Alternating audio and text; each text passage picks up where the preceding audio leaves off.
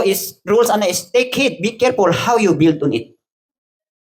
Sa ato pa ay sa atong pagtukod og foundation sa mga bag-ong mutuok ang rabo ni Yeshua, kinahanglan careful ka.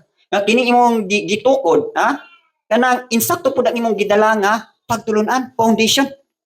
Muna nga ikaw nga magtutukod, kinahanglan qualified ka. Unang-una dito, wise master builder, pasabot di ay qualified jud ka.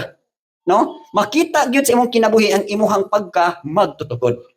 Pattern gyud ka, example gyud ka. Okay, siyempre mutan amang ginasilag, amay kay siya mutudlo, pero wa man makinabuhi. O mabito na kong unang mga pangutana atong una, sa diha nga bago pa ko nga nisulod aning grupo ni grandma, kung sa dito pa ko high school pa ko, no, graduating man ko, niuli man ko sa among balay sa Tunginobo, dayon ni apil ko Bible study. So nindot na kayo mao gyapon nilahang gipang teaching kay about sa born again.